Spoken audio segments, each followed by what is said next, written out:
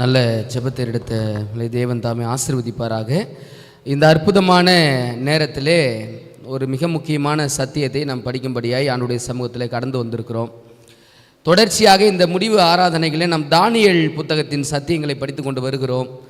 தேவனுடைய பெரிதான கிருபையினால் 8 அதிகாரங்களை நாம் முடித்து விட்டோம்.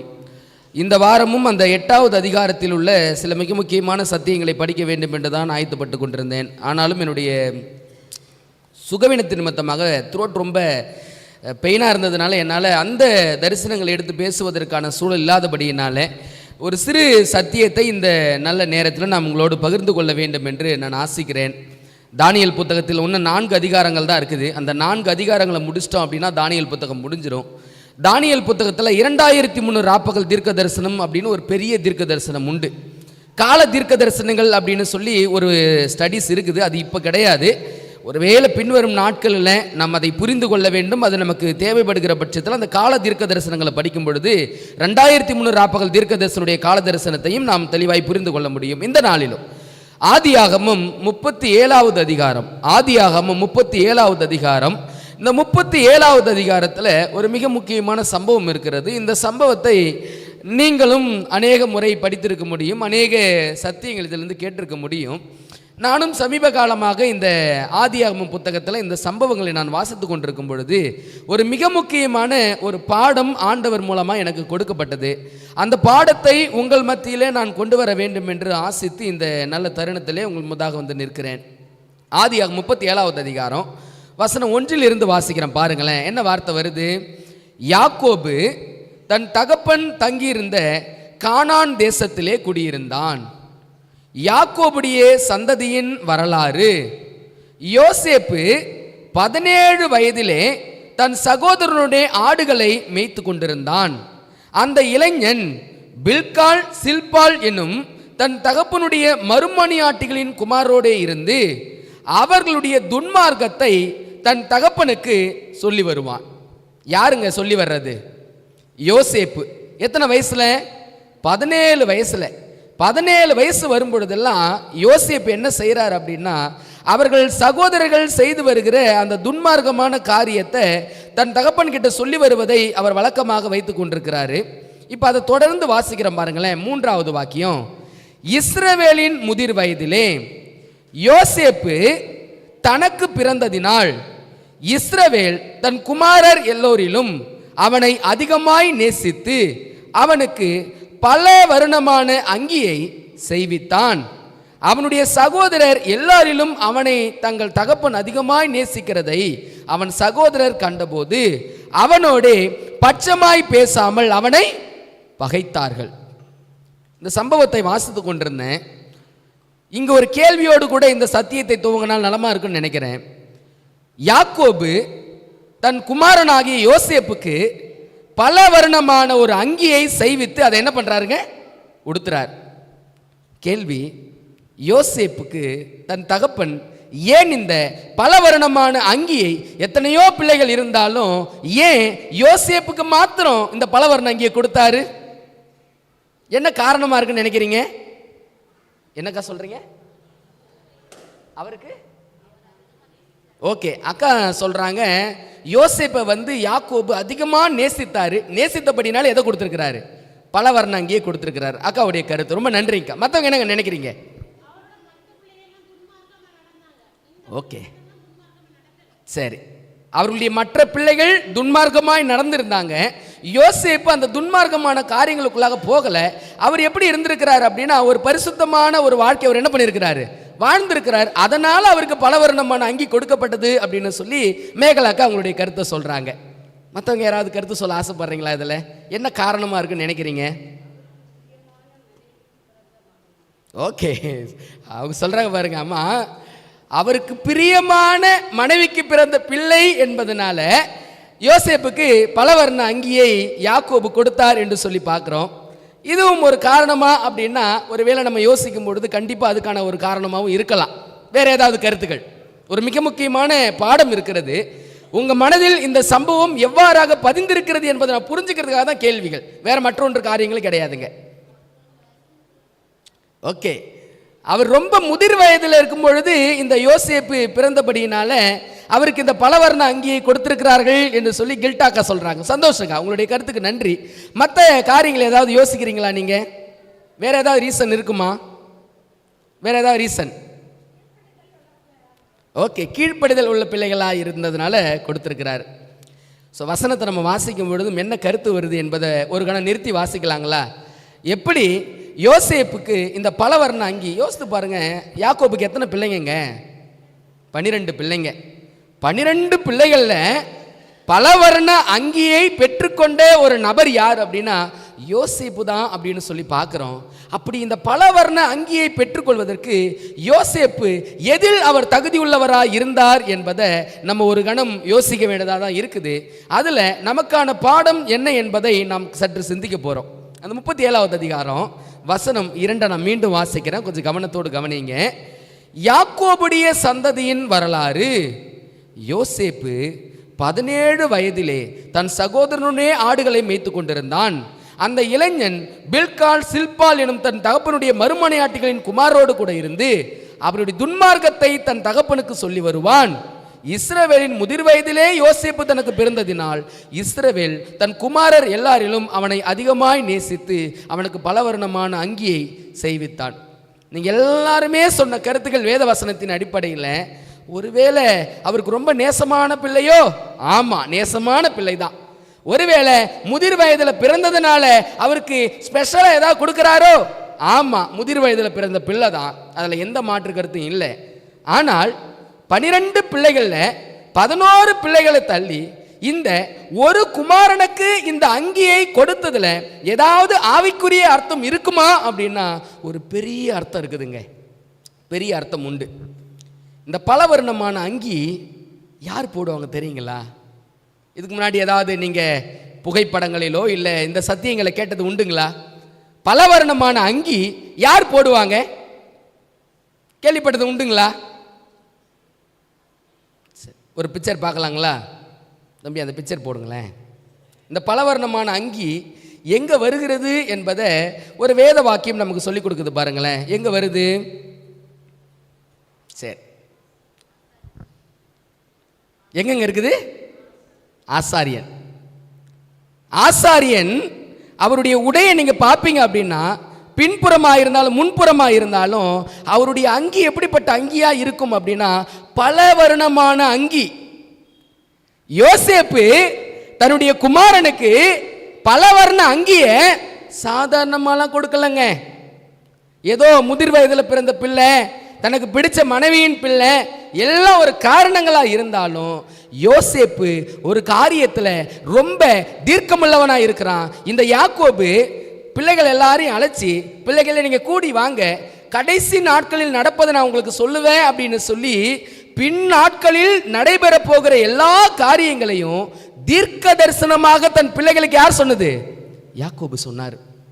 ஆனா யோசேப்பை அழைச்சி யோசேப்பு கிட்ட அவனுக்கு பலவர்ண அங்கியை கொடுத்ததற்கான காரணம் என்ன அப்படி என்பதை நம்ம சிந்திக்க வேண்டியதா இருக்குது.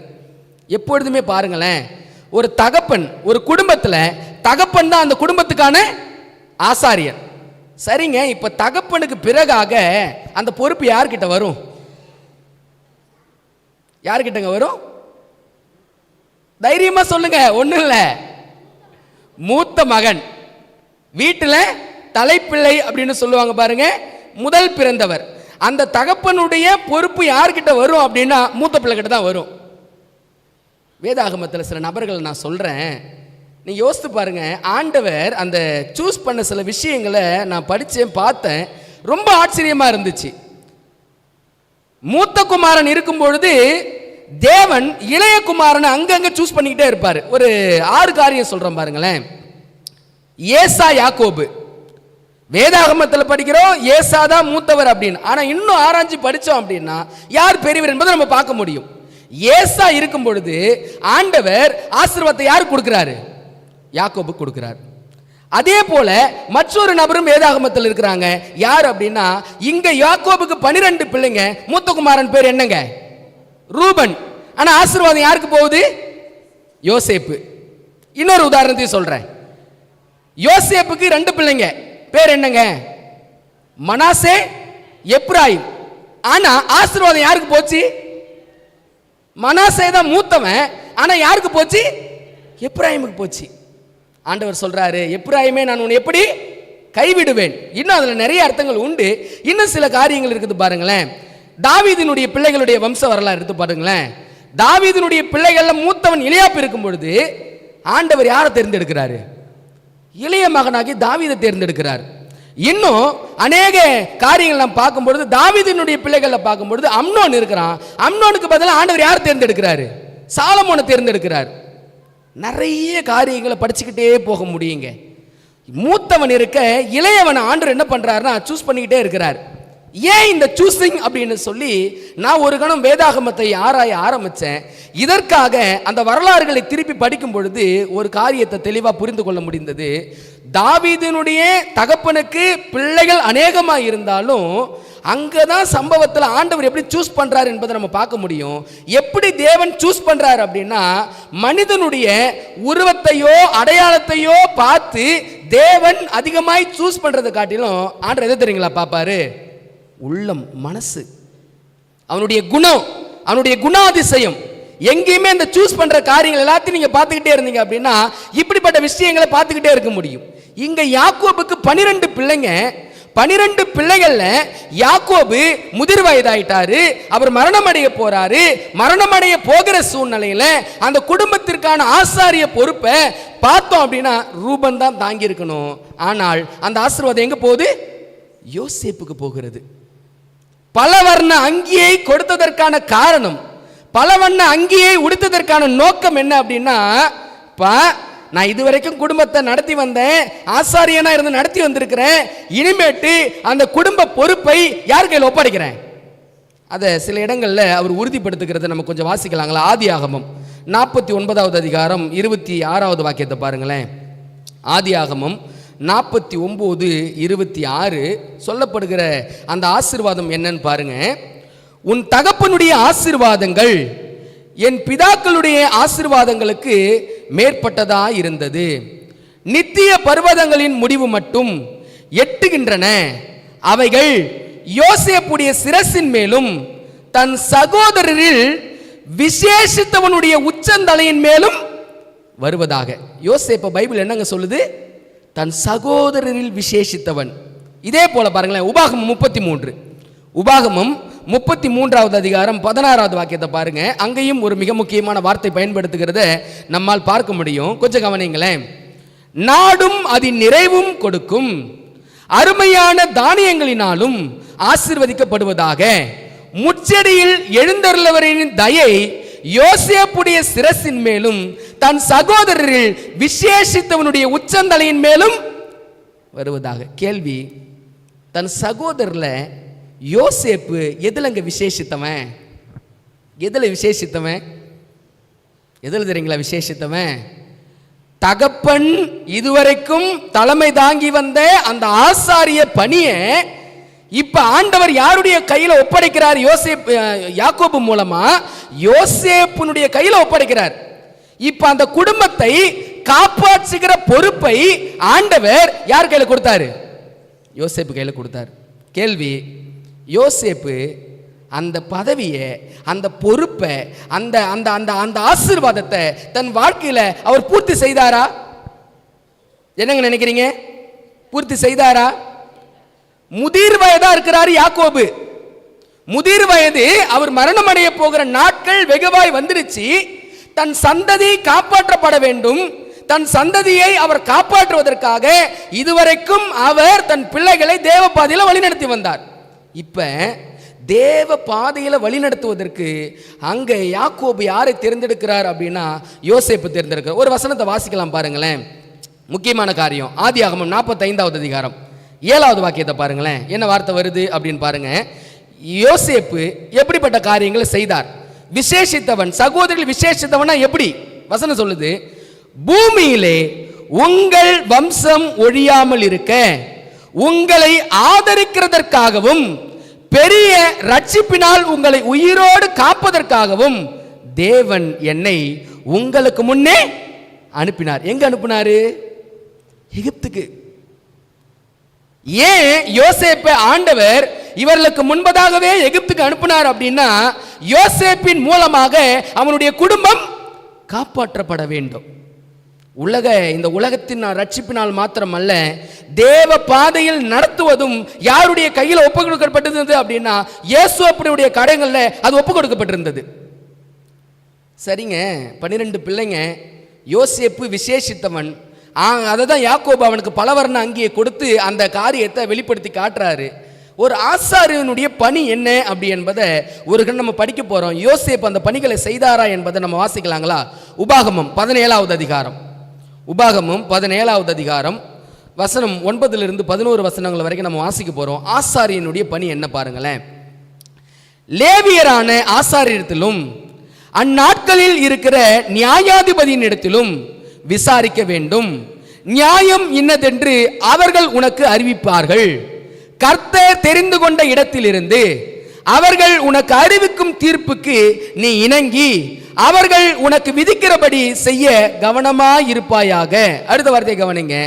அவர்கள் உனக்கு அறிவிக்கும் தீர்ப்பை விட்டு வலப்புறமும் இடப்புறமும் சாயாமல் அவர்கள் உனக்கு உணர்த்தும் பிரமாணத்தின்படியையும் உனக்கு சொல்லும் நியாய தீர்ப்பின்படியையும் செய்ய கடவாய். ஆசாரியனுடைய வேலை என்னங்க? எதில் நடத்தணுமா? பிரமாணத்தில். பிரமாணத்தை உணர்த்துகின்ற கடமையும் பொறுப்பும் யாருடையது அப்படின்னா ஆசாரியனுடையது. இந்த யோசேப்புடைய வாழ்க்கையை நீங்க எடுத்து பாருங்க. தன் சந்ததியை தேவனுடைய வழியில் நடத்தப்படுவதற்காக அவர் எடுத்த பிரயாசங்களையும், அங்க போத்திபார் வீட்டில் அவர் தங்கி இருக்கிறாரு. ஒரு பெரிய பாவத்திற்கு தீட்டுக்கு உடன்பட வேண்டிய காரியம் வந்துருச்சு. பிரமாணத்தை யோசேப்பு காப்பாத்தினாரா? ஒரு வசந்த வாசன சம்பவத்தை சொல்றேன். மல்கியா 2வது அதிகாரம் 7வது வாக்கியம். ஆசாரியனுடைய குணாதிசயம் என்ன பாருங்களேன். மல்கியா 2:7 வசனத்தை கொஞ்சம் வாசிக்கும் பொழுது ஆசாரியனுடைய குணம் என்ன என்பதை புரிஞ்சுக்க முடியும். ஆசாரியனுடைய உதடுகள் அறிவை காக்க வேண்டும், வேதத்தை அவன் வாயிலே தேடுவார்களே, அவன் சேனைகளுடைய கர்த்தரின் தூதன். யோசேப்பு வேதத்தை பிரமாணத்தை அவருடைய வாழ்க்கையில் உயர்த்தி பிடிச்சாரா? எங்க பிடிச்சாரு? இப்பதான் ஒரு எக்ஸாம்பிள் சொன்ன பார்த்தீங்களா? போத்திபார் வீட்டில் ஒரு பெரிய தீட்டுக்கு உடன்பட வேண்டிய ஒரு காரியம். யோசேப்பு என்ன சொன்னாரு? என் தேவனுக்கு விரோதமாக இவ்வளோ பெரிய பொல்லாங்கான காரியத்தை நான் செய்வது எப்படி? யோசேப்பு சாதாரணமாக பலவண்ண அங்கி அவன் பெறலங்க. அவன் குணத்தையும் அவன் மனதையும் தேவன் முன்கூட்டி அறிந்தபடியினால, தன் தகப்பன் முடிவு காலத்தில் இருக்கிறபடியினால, தன் குடும்பத்தையும் தேசத்தையும் காப்பாற்றுகிற பொறுப்பை ஆண்டவர் யாருடைய கையில் ஒப்படைச்சார் அப்படின்னா யோசேப்பினுடைய கையில் ஒப்படைச்சாரு. யோசேப்பு அவ்வண்ணமாகவே தன் குடும்பத்தையும் ரட்சித்தான், அவன் தங்கியிருந்த நாட்டையும் அவன் என்ன பண்ணானா? ரட்சித்தார் என்று சொல்லி யோசேப்பை குறித்து நாம் தெளிவாய் பார்க்க முடிகிறது. கிறிஸ்துவுக்கு அன்பானவர்களே, ஒரு ஆசாரியனுடைய வேலை என்ன என்பதை வசனம் சொல்லுது. ஆசாரியனுடைய உதவுகள் அறிவை காக்க வேண்டும், வேதத்தை அவன் வாயிலே தேடுவார்களே. பிரமாணம் அவருடைய வாழ்க்கையா இருக்க வேண்டும்.